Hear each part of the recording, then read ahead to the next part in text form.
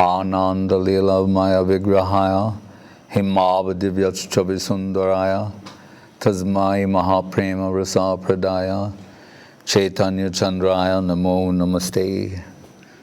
Yes, Prabhu.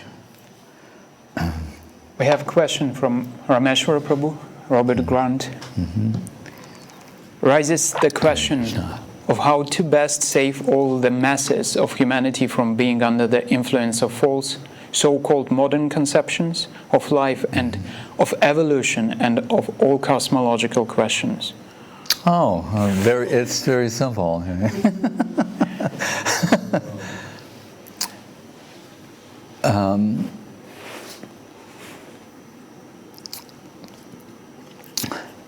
But Mahaprabhu himself came, descended for this purpose, you could say. I mean, we're, including, putting it all as one, lumping it all as one. And when he was still Niyamai Pandit, we know when he returned from Gaya and underwent this transformation, right? I mean, these are his pastimes. Gadadhar and the other devotees thought, as Niyamai Pandit, the scholar, that he was perfect in every way, except he wasn't a devotee of Krishna. Which is a type of sweet undercurrent of humor, because he's Krishna. So to point out that Krishna is not a devotee of Krishna is mildly, if not infinitely, humorous. Right? So they're saying he's perfect in every way, but he's not a devotee. Yes, that's the fact. Right? And if Krishna can be converted into a devotee, then who cannot be converted into a devotee? Right? Radharani's number one convert, Krishna. So the infinite finds it so mysteriously, curiously charming that he wants to experience that position. But as Yoga Maya would have it, the way these pastimes play out, he appears in a particular way, and he will gradually embrace the position of a devotee. And it's interesting because two aspects are there. And here we'll just say, Bhaktabhav. I mean, that's Sab Shah Bhaktevya Sudham Nijabhajana Mudram Upadishan. Rupa Goswami says in the Chaitanyastakam, how he descends into this world to embrace the position of a devotee. But we see, not just any devotee, ultimately, when he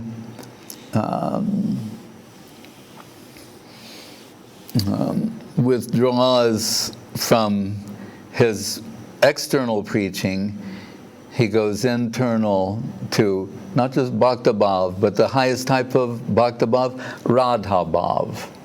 Radhabhava Duti Subalita. This is what is revealed in the Charitamritam. But in Chaitanya Bhagavat, where the emphasis is on the Adi Leela, the pastimes leading up to his sannyas, and they abruptly conclude thereafter. And Chaitanya Charitamritam begins with his sannyas. In a general way, we can say that. In other words, a substantial part of the pastimes. So to go to Chaitanya Bhagavat in this period, where he's comes back from Gaya and is suddenly, like a new devotee, to the delight of all the devotees, Gadadhar Pandit included, and Navadip, to see this marvelous transformation that Krishna is transforming into a devotee. in a sense, just to underscore. And how happy, they're beyond delighted to see this.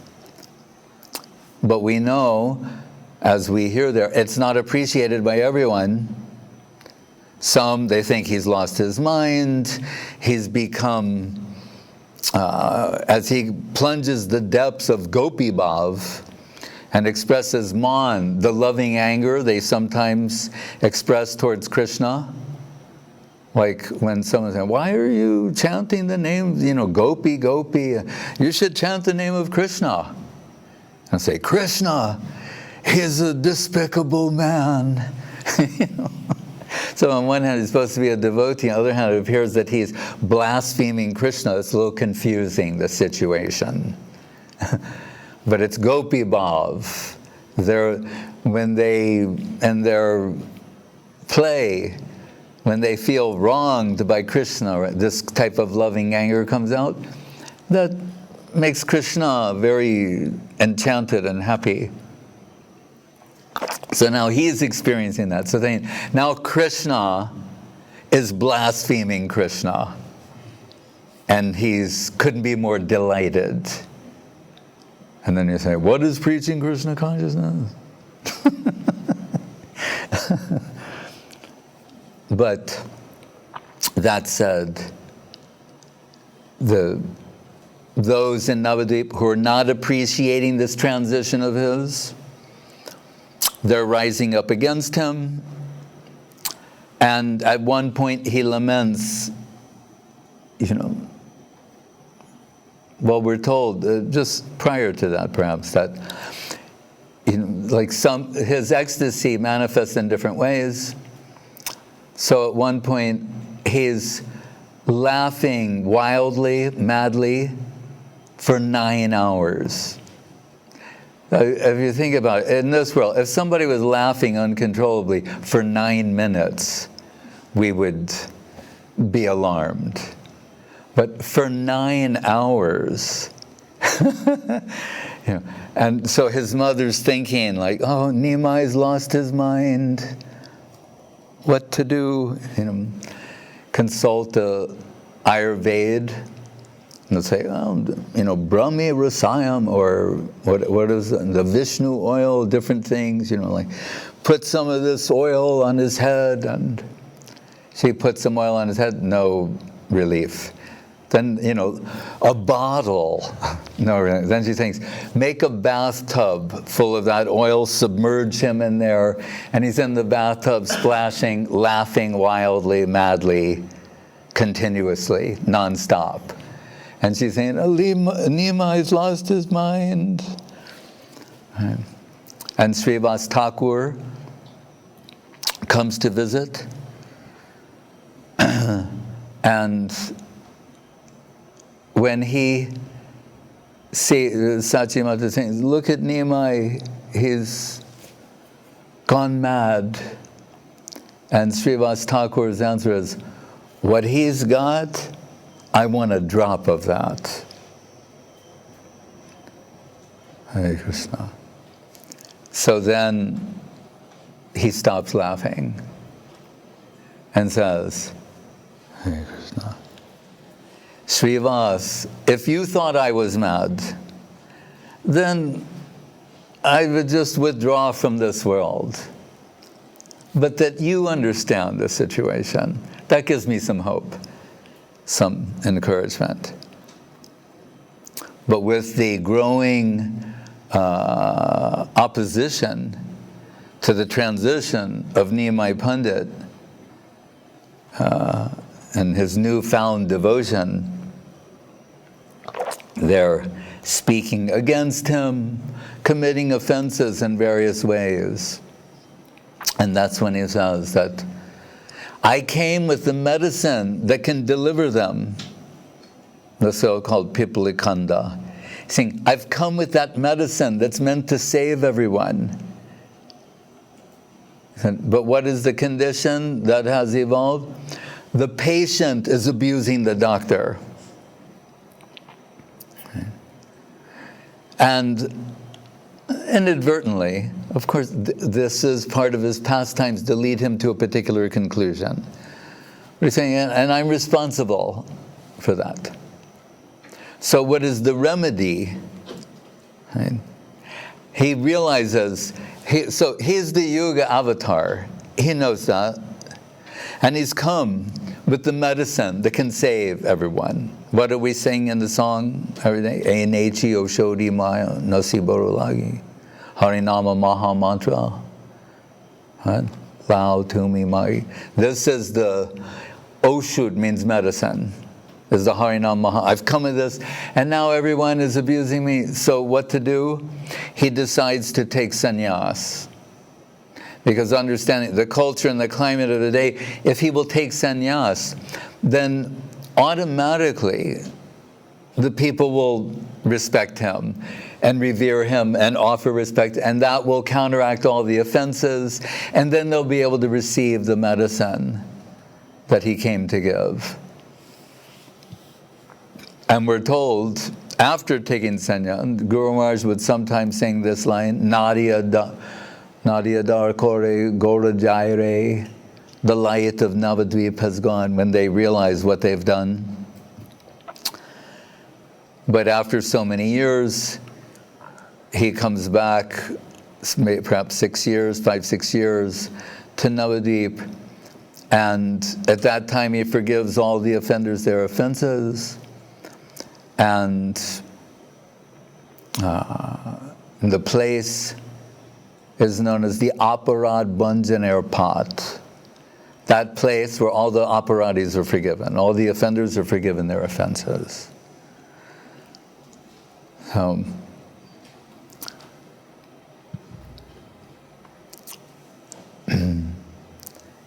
So there's the medicine, like a vaccine in a plague. When there's a plague, if you rephrase this question and say, so there's this plague in the modern world, how to vaccinate everyone. Few things have to be taken into consideration, as in some instances the people need to recognize that they have an illness. Right? In other cases, what is the vaccine? You could say it's a good idea to vaccinate everyone when there's an epidemic. But what is all important is the vaccine. What is the quality of that? Is it the thing that will relieve their suffering condition? So we mentioned the other day, perhaps it was on Srila Prabhupada's disappearance day, referencing Srila Saraswati Thakur, that one thing I said, quoting Guru Maharaj, he said, Western civilization, crush it. Right? That was his idea. Right? And that kirtan means a fight. Right? Because we can say, well, the Yuga Dharma for the Kali Yuga is the Nam Sankirtan. So then everywhere we should chant Nam Sankirtan. And that'll deliver the desired result. We do that, and we should continue to do that. But Guru Maharaj pointed out in a interpretive way that, and not that he was interpreting, these are the words of Saraswati Thakur. He said, Kirtan means a fight. Means the Krishna conception versus the mayic misconception. This is the point that I want to make, right? Addressing this question. So what it is, another way of framing this, so if kirtan is a fight, it's the Krishna conception versus the mayic misconception, right? Another way of framing this is to understand and what the world is about is competing narratives. Right? That's what it is. It's competing narratives. There's the Krishna conception narrative and the mayic misconception narrative. we're in the case anyone has not noticed, we are in the world where the mayic misconception is getting all the airtime. Right? It's all pervasive. It's everywhere and everything. That's why when we talk about education and educating children, how any school that they will go to, it comes with a worldview. There's practically no subject that is taught without an underlying worldview accompanying it. Right? You would think, well, what about mathematics or something? Maybe in the sciences, but actually not. I'm just kidding. Or trying to be generous and not succeeding. Right? It all comes with a particular worldview, right? Which, again, referencing this question, you have Darwinian objective evolution. What is Srila Guru Maharaj's response to that? The subjective evolution. Just to argue about evolution will be futile and not achieve the desired result. He's saying they actually run in parallel. So what is fresh, a fresh take on this, is the subjective evolution of consciousness. That the whole objective world is in Guru Maharaj's terms, like an iceberg floating in an ocean of consciousness. Right? They're cognitive scientists who, although it is not their intention, they give some support to the subjective evolution of consciousness as presented by Srila Guru Maharaj, actually. About what is reality, what sense perception, consciousness, all of these things. But Guru Maharaj put it quite simply, saying, the whole objective world is like an iceberg floating in an ocean of consciousness. So it means making propaganda. We were talking about this earlier today. If you don't like the story, tell another story. If you don't like the book, write another book. And if you don't like the movie, make another movie. Right? It's all just competing narratives. People hear things, and it either resonates with them or it doesn't. There's no magic wand that you can wave and then suddenly everyone will believe in anything particularly. Right? You cannot remove the element of free will, and which means the cultivation of faith. Right? Shraddha Shabde Vishwasa Kohe Sudrida Nishchoy Krishna Bhakti Koile Sarva Karma Krita Hoy. What is faith? We're told. You hear about this one thing and you think, that's it. That covers everything. Is there, and so it's easy to say that. Any examples? Then 2 examples are given from the Bhagavatam. Pouring water on the root of a tree. That shows how by putting all your energy in one place, it can be broadly distributed. Put food in the stomach. That's why these examples are there, to help us understand these concepts and principles, how they can be true, how they can be realized. But so then if there's a dominant narrative, and there is, right? The objective evolution, then you have to create a counter narrative that is compelling. Right? Right.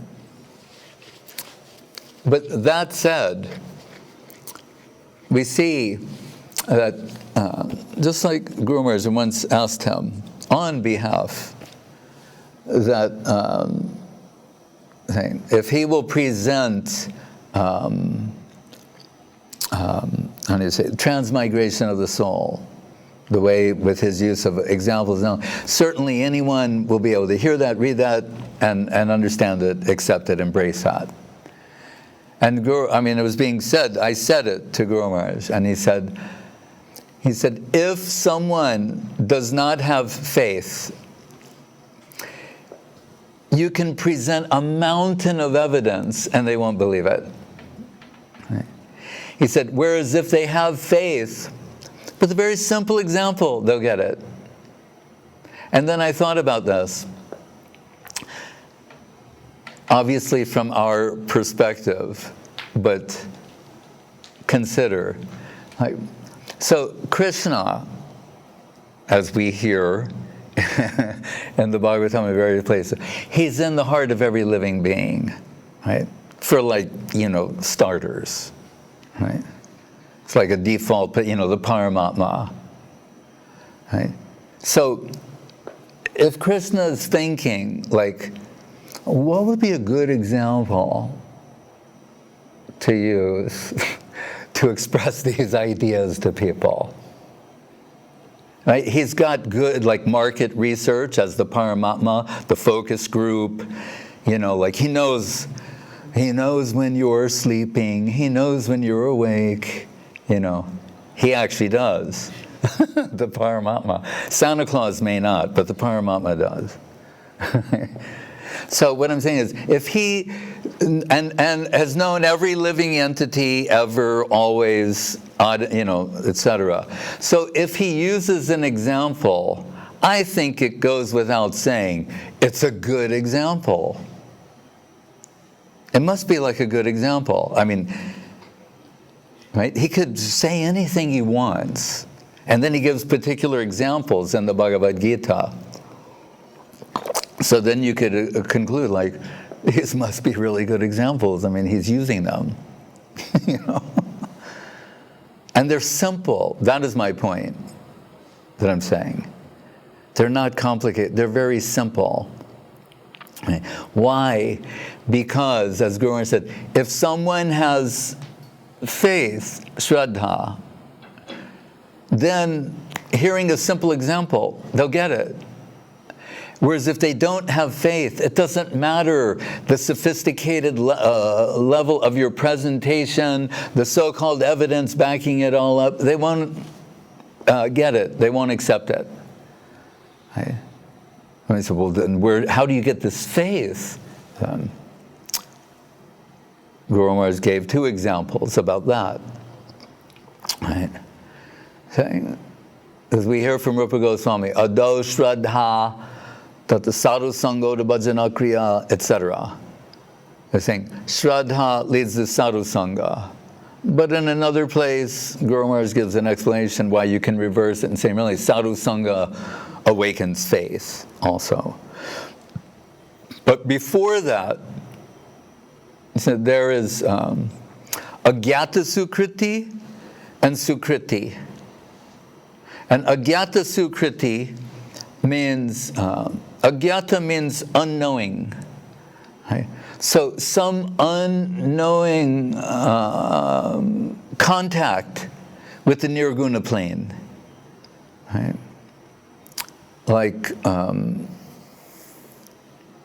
just as an example, say, and people used to do this, like make water fountains, where everyone, it was like an altruistic humanitarian work, like make a well, a water fountain, and all the people can come there and have a drink, slake their thirst. Right? What Guru Maharaj said. So that was the man's intention. Right? Just what do you call it? When you're doing something to help society. A charitable act. There you go.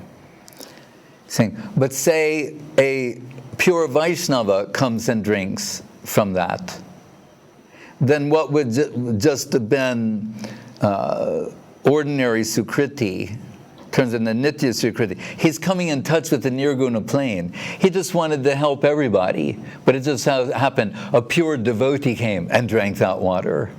So now he has some connection with the Nirguna plane. So it's agyata, unknown, but that leads to gyata sukriti, willful cooperation. Again, what is Guru Maharaj's example? A man is unconscious in an accident. Right? Then in the modern context, the paramedics come and they give some injections, right? And then they'll say something like, raise your right arm if you can hear me. Right? And they raise their hand, And now they realize that the person is awake, they can start willfully cooperating for their betterment. So it goes from agyata sukriti to gyata sukriti, from an unknown contact to knowing willful cooperation. Right? So then, as devotees have thought from time to time, well, then we should, distribute like agyata sukriti. Give people prasadam, give them things where whether they knew it or not, there's that. I mean, it's good intentions, you could say. But still, there has to be a point where someone wants to knowingly, willfully cooperate for their betterment. So, competing narratives.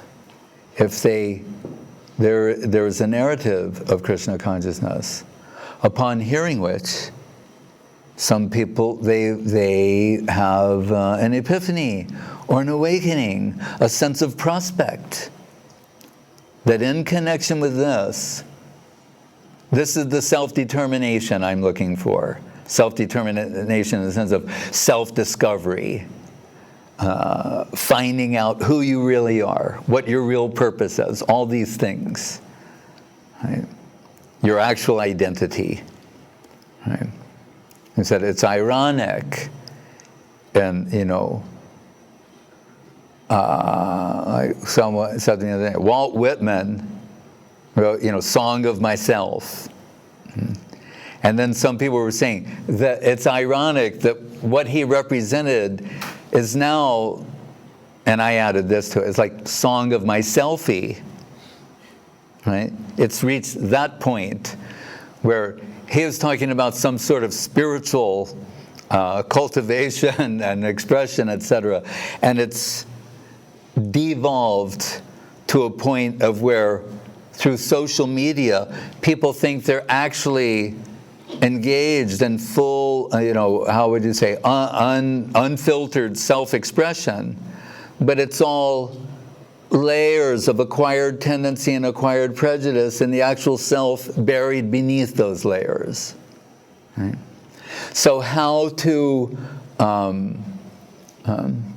awaken that, like the injection that brings the patient to the point of knowing, willful cooperation. Exposure, told competing narrative, that means exposure to the narrative of Krishna consciousness. For example, here's the objective evolution side, goes something like this. There's a trillion stars in the known universe. Right? On one planet, the blue planet, right, the Earth, sustains life and conscious beings. And among these conscious beings, the elite are human beings. Right? And so you see the Sat aspect, like Sat Chit Anandam, Sat existential aspect, is virtually unlimited. Right? When we say a trillion. Right? So a virtually unlimited objective world, with scientists weighing in with different opinions about that, but just for the sake of this discussion. So the objective, virtually unlimited. Then what is consciousness? So minute, comparatively, right? So the chit aspect, conscious aspect, very exclusive.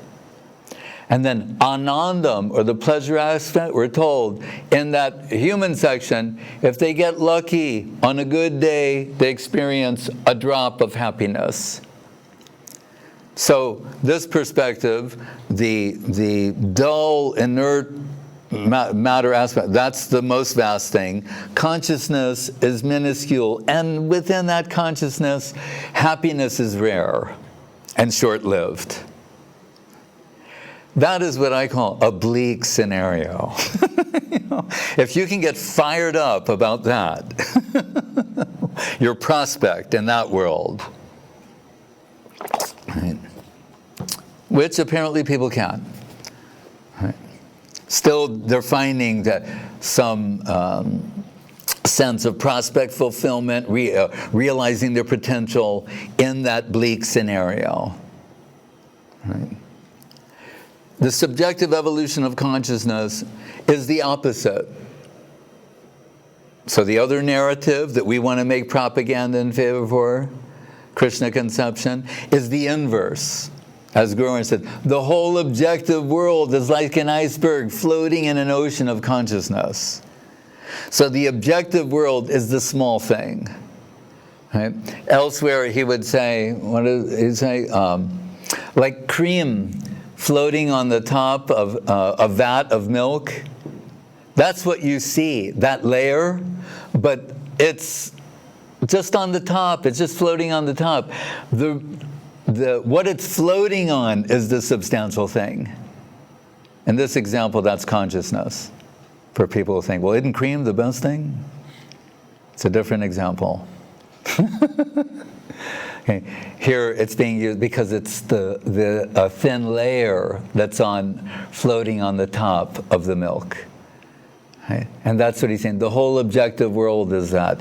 There are cognitive scientists who give their examples about, the desktop and the icons on the desktop, that kind of thing. It's very compatible with that sort of presentation. So then consciousness is vast. But if we go further in that's Sat Chit Anandam, the good news is the ultimate substance is not only Anandam or happiness, but happiness, beauty, love, charm, sweetness, happiness personified to an infinite degree. That's Krishna conception. Imagine a world where Anandam, or love and beauty, that's the ultimate substance, the vast, the thing that includes everything. So in the Bhagavatam it says, Brahman Paramatma Bhagavan, Brahmeti Paramatmeti Bhagavan iti Shabhyate. Brahman is the all-accommodating aspect. That means the extremes of the infinite, right?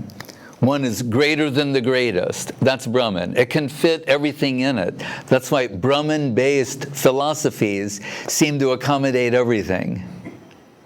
Right? That's the nature of Brahman. It can fit everything in it, literally, metaphorically, conceptually. Right? So that's one extreme of the infinite. Paramatma. The other extreme, smaller than the smallest, when we were talking about supersoul before. The overseer, the observer, neutral, passive. Right? He could compel, Krishna could compel everyone to obey. But that would be to remove their free will, to remove their consciousness. It has to be voluntary. Right? So Paramatma at the other extreme, all permeate, all pervasive, right? Within, smaller than the smallest. So first part, greater than the greatest, all accommodating, smaller than the smallest, all permeating. Then Guru Maharaj asks this very important question, dialectically. And he says, if those are the extremes of the infinite, then what would be the central conception of the infinite? The golden mean, right? All accommodating, all permeating. What would be in the center? All attractive. Now it's gone in a very different, all attractive. And what the finite in relation to the center, being irresistibly drawn to the central conception of the infinite, which is what? Personal, the personality of Godhead. Prabhupada loved this phrase, Krishna, the Supreme Personality of Godhead. Right? Saraswati Thakur used personality of Godhead, Prabhupada added Supreme Personality of Godhead, because there may be more personalities of Godhead. There are. Right? So many avatars. But here, so imagine, and the center, this is such a quantum leap, ontologically, conceptually. From Brahman, all the kind of greater, then the greatest, Paramatma, all permeating. And what would Krishna say? So beautiful. You're being drawn to the center and offering yourself to the center as a consequence of this love, beauty, charm, sweetness, all attractive, irresistible attraction. What does it say? Bhajaniya sarva sadguna vishishta. Srila Jiva Goswami says, being irresistibly drawn toward Krishna and offering oneself as the outcome. Like I saw a cute little girl on a train once.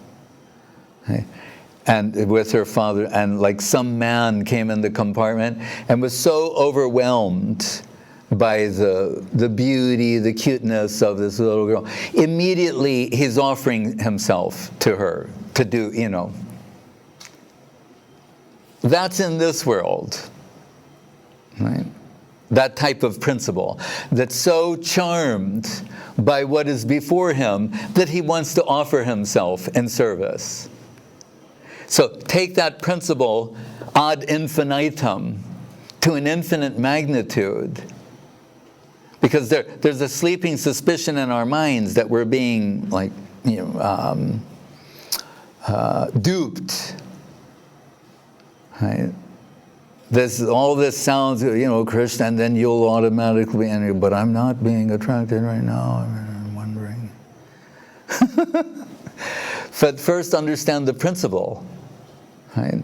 If we observe this principle here, then when we trace its position in the central conception of the infinite, if that prospect does not awaken some interest in us, then obviously we're, what's the word? Like when someone is not psychologically well.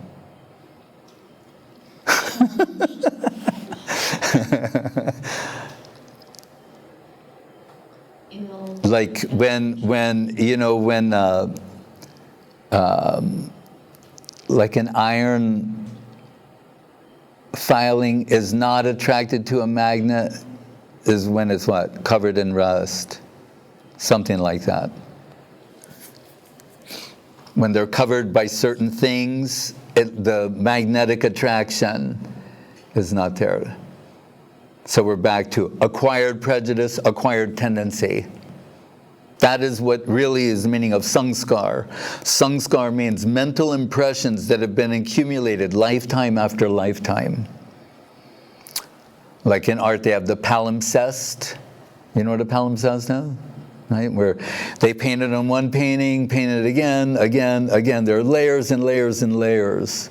And our actual self is beneath these layers. Cheto darpana marjanam baba mahadavagni nirvapanam. So Mahaprabhu came with Nam Sankirtan to cleanse the dust from the mirror of the mind. We know when you have a mirror, like we clean these windows today, right? When you have a mirror, a mirror is an instrument of reflection. When it's covered with dust, it loses its quality of reflection. Right? It's either concealing the reflection, distorting it, or totally opaque. So here we're told the consciousness, the mind, is an instrument of reflection. when it's covered with layers and layers of acquired prejudice and acquired tendency, it's losing its reflective quality and either distorting the image or out and out opaque. Right? So, just competing narratives. The famous statement attributed to Hitler's propaganda minister, if you tell a lie long enough and loud enough, people will believe it's true. I mean, that was actually, like his program. He was just saying, that's where I start. At least he was honest about it. So we're primarily in the modern world under the influence of humanistic sloganeering. It's when Freud's nephew realized that his uncle's psychological analysis ideas could be used in advertising.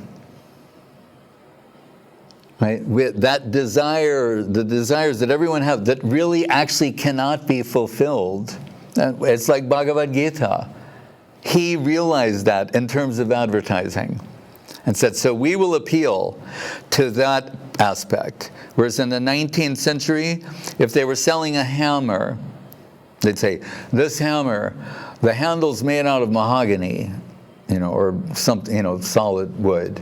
The claw is the best quality steel. It's very, and they would just try to sell you on the basis of its qualifications. In the 20th century, what would be an example? They say, this hammer makes you feel like a man. Doesn't matter what the handle is made out of or the claw. It makes you feel like a man. And women admire men who swing this hammer. That's what he's talking about. And that brings us to the present. So it's always humanistic sloganeering. What is humanism? In the words of Solzhenitsyn, putting man with a capital M at the center of everything, removing God and saying man is the measure of all things. See, it's a half-truth, because it's actually the human-like pastimes or the man-like pastimes of Krishna that are the measure of all things. So it's always half-truth is worse than falsity. Saying man is at the center of everything and the measure of all things. Their value will be seen in terms of that. So, what is humanistic sloganeering as it's known to us in the modern world? Just do it. That's humanism. What is that? What is left unsaid? That conscience you have for serene, voluntary self-restraint. Don't listen to that. Just do it. Why? As I've said before, that's Nike's slogan. L'Oreal comes to answer this important question. Why? Because I'm worth it. Right? That's humanism. If you look at every ad, MasterCard, master the possibilities. Right? No one's carrying a servant card in their wallet. MasterCard, master the possibilities. This card will, and what is the promise of the internet? Total access to all things at all times. That's what its unspoken promise is. That you can acquire all things at all times. Right? There will be no limits to the levels of your consumption. Why? Because through acquiring, controlling, and consuming, you will find happiness. You will experience fulfillment. This is what humanism is. And it's antithetical to the culture of Krishna consciousness and the promotion of Krishna consciousness. There was an ad for one company where I thought, who's going to just spell it out, without any, where you have to think about what it is they're trying to, who's just going to spell it out? And this one company, their ad, their catchphrase was total indulgence, zero guilt. Imagine, that's their motto. Total indulgence, zero guilt. Right? It doesn't really matter what it was for. Just that someone said, yeah, I like that. That sounds good. Let's go with that. Some finely tuned brains from the finest schools in the world met together and came up with this slogan, right? To succinctly express their philosophy in a motto. So that's the competition. That's what that's how and this world is built on the foundation or the pillars of secular humanism. And within that world, you're trying to promote Krishna consciousness, right?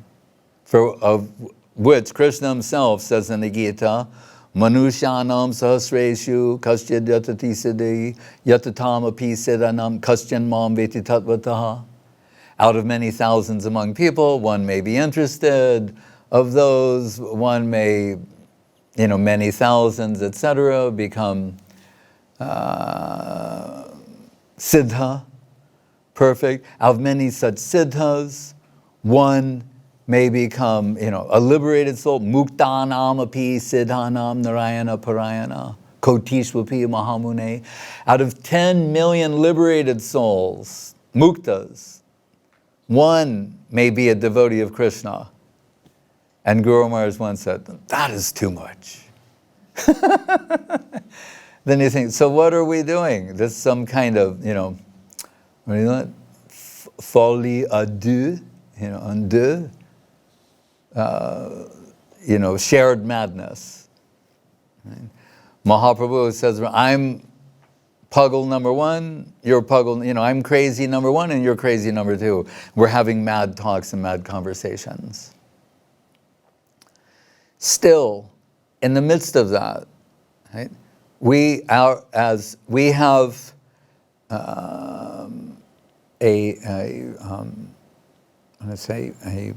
tacit,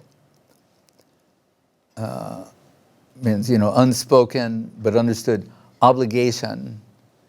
As Krishna consciousness is freely extended to us, to extend it to others. And Guru Maharaj will go so far as to say that the distribution, kirtan, and this back to that fight, Krishna conception fighting against the mayic misconception, that distribution is indispensable to personal development. Right? So there are, you could say, standard ways of representing Krishna consciousness to others, like the Atma Gyan of the second chapter of the Bhagavad Gita that we alluded to earlier, those kind of things. And then there's also expressing to others what you've appreciated about Krishna consciousness. Right. And we never, since it's all, a drop of the infinite is infinite, although there may be a general systematic approach how to expose someone to Krishna consciousness, we can never tell what might pique their interest. So once I was being interviewed by a reporter in San Jose, and she was asking me many questions that were not enlivening. I was just sort of dutifully answering these questions and waiting for this to end. And at that time, Mahayogi Maharaj came and knocked on the door and he said, oh, there's two professors visiting from the University of Minnesota.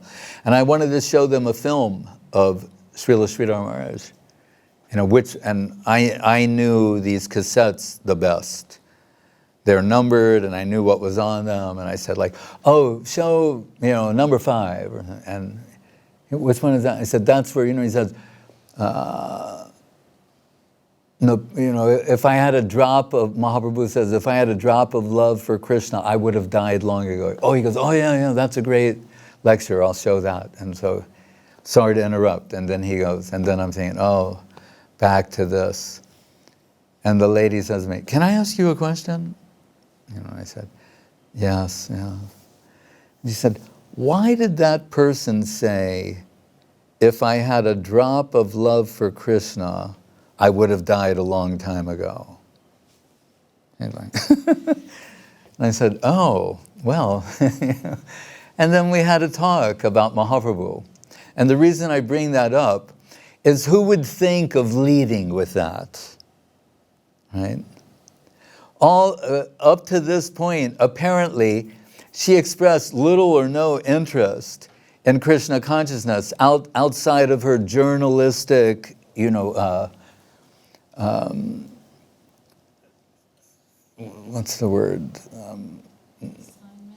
Assignment, right? But somehow when she heard that, someone said, if I had a drop of love for Krishna, I would have died long ago. And that segues to Mahaprabhu saying, na prema gandhasti drapi me haro. Because it comes from him, we're told, and it comes from the heart of Radharani. And then we learn Krishna consciousness is measured in the inverse. To the degree that one is feeling unqualified, or that separation bothers them, right? There's no doubt we're separated from Krishna. Of this, there's no doubt. But what is sad is that it doesn't bother us, right? It bothers devotees. Those who have there at a certain point, it is increasingly disturbing to them. And that's what leads to the heart developing appreciation for hearing. That's why they're qualified to hear. Because their heart is actually feeling separation from Krishna. And hearing about him is the antidote to that. Right? So, on the theme of a drop of the infinite is infinite, and from agyata sukriti to shraddha, as Prabhupada would say, somehow or other, bring people in connection with Krishna consciousness. But with the substantial thing. Remember, the vaccine, it has to be real. The real stuff has to be in the vaccine. Just to want to inject everyone with something that doesn't cure the disease.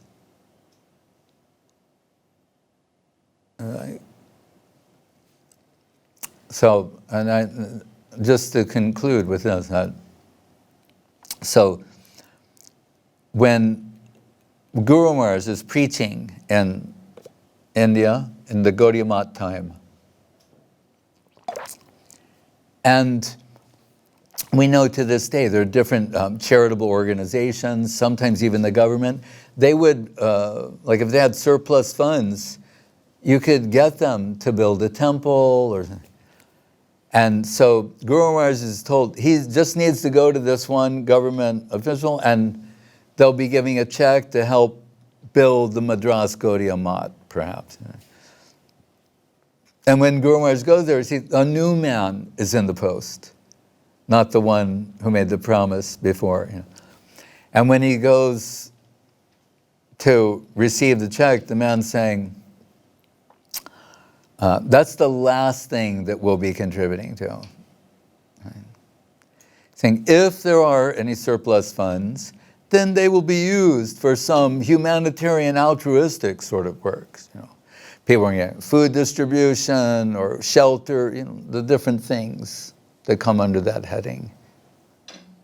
And then Guru Maharaj on this, he's thinking, I was sent here to just pick up a check. Now we're going to return empty-handed. And when it's expected that we're coming with something substantial to continue the construction of the temple. And he was thinking, what can I say to this man? And he was meditating on Srila Saraswati Thakur and thinking what to say. And the reason I'm mentioning this is because what what triggered his response is actually a sloka that's discussing the highest thing, right? Which are, the pastimes of Radha and Krishna and the Braja Gopis. So you think, why would that provide the answer, the practical answer in this situation? So it depends on the qualification of the preacher. So Guru Maharaj is thinking of the verse, Vikriditam Brajabudu Viridam Cha Vishnu Shradhanvato Anusvanaya Ratavarnayejat Bhakti Param Bhagavati Pratilabjikamam Hridrogamashu Api Hinoti Achirena Dhira. It's after Sukadev has spoken the Rasa Leela pastimes, and the sages in the audience, their jaws have dropped. And they're thinking, you told us in the beginning that Narada chastised Vyas for giving religion to the world. Right? That was his thought. And what does he mean? Mundane religion, Kaitava Dharma, where it's religion for the sake of being religious, following religious advice to live in the world, the material world, successfully or happily. So he's saying, who will want to leave? They follow what you say and they just live here. No one will ever want to be liberated from here. Right? And if we tell them otherwise, they'll go, are you a greater authority than Veda Vyas? We're following his advice, what we understand from the scriptures. So Narada is saying, no. So now you have to give them, they have to understand that actually everything you could aspire for in this world is a perverted reflection of the upper world, of the actual spiritual world, where they have a spiritual form and a life of love with Krishna, that including the erotic aspect. Otherwise they'll think like, oh, the only place you can express your erotic tendency is in the material world. So you have to, no, that inconceivable as it sounds, that possibility is there. That's why Madan Mohan is the first deity. Must break the stranglehold that Cupid has on the heart. So anyway, they're saying, so you told us in the beginning that, Jukupsitam Dharma Krite, so that religion was the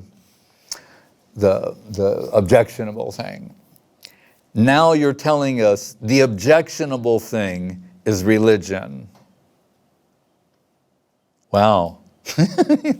So the most objective, and it's one thing, you're telling us that the supreme absolute truth, the ultimate reality as a man is human-like. But now, we're still trying to get our heads around that, and now you're telling us that not only that, but he's an immoral man on top of it all. So that's why they're perplexed. Right? And these famous verses come from Sukadeva in response, saying, Shiva drank an ocean of poison, unaffected, just his neck became blue, known as Nilkanta. So again, back to this point I alluded to earlier. When is this not like poison? Saying, when the heart is feeling genuine separation from Krishna, then this will be like the antidote to that. If the heart is not like that, dhira, but is still distracted, disturbed, sense disturbance of this world, then they're saying, then not to contemplate these pastimes. You'll project upon it that it's mundane, like the mundane affairs of men and women in this world. So that's one. Another one is saying, and it's like the origin of do as I say, not as I do, in Sanskrit. He said the Ishvaranam, what is it? Hang Satyam Vachanam, where he's saying, you follow the advice of the Ishvaras, but don't imitate their behavior. It's like, do as I say, not as I do. But that works if you are the supreme absolute truth. Accept no substitutes. That, and then this verse comes. Vikreditam idam brajabaduvir idam cha Vishnu. And it's interesting, is although it's talking about Krishna, he uses the word Vishnu, meaning saying, these pastimes of Krishna with Radharani and Brajagopis, they're the pastimes. Vishnu here means God. These are God's pastimes. Right? And they're free from any mundane coloration or aspect, right? And saying, and to approach them, Shraddhanvato Anushranayadatam, you have to hear from genuine devotees of Krishna in the parampara system. You have to, it's not a question of data transfer or accessing particular information. It's imparted with a particular spirit, heart. Right? But then comes the line that Guru Maharaj uses, and it says, Hridrogam. Says, what are we suffering? Why this heart-to-heart transaction is so important? Because Hridrogam means we're suffering from heart disease. And what is that heart disease? It's consumerism, exploitation, acquiring, controlling, consuming to achieve fulfillment. That is the disease that we're suffering from. Right? That is what Hridrogam is. And these pastimes of Krishna, they're about dedication and devotion. They're the cure for that diseased condition of heart. And then Guru Maharaj gave, this startling example. And he said, when I was in the body of a stool-eating pig, I ate mountains of stool, and that hunger was not satisfied. What? And what else did he say? Oh yeah. And when I was in the body of an elephant, I ate jungles, and that hunger was not satisfied. So what will satisfy, what will address that heart disease is hearing this competing narrative. You hear this narrative, broadcast this narrative, make propaganda about this Krishna conception. And that will awaken this prospect that I will not find fulfillment in the world of exploitation as an exploiting agent, but offering myself, like by trying to acquire, control, and consume things that are lower than me, but by offering myself in service to that which is infinitely higher than me. Right? Guru Maharaj says, land of dedication, devotion. Right? That is love. Right? So when Guru Maharaj was telling that man, and he turned to him and said, Swamiji, I believe in God. And Guru Maharaj said, your tears are the evidence of that. He actually started crying. And then he gave the check. So what he understood, Guru Maharaj's point was, just to open another food distribution center, or some, that kind of thing, shelter, people remain bound in this world, right, of, dukkhalayam shashvatam, of suffering, whereas what is really needed is to open a center where people can come and hear the compelling, competitive narrative of Krishna conception. So we do that individually, and we do it collectively through publishing, as he had done, book distribution, but there has to, we're broadcasting a competing narrative, and according to the capacity of the preachers is how compelling they make that. Hare Krishna.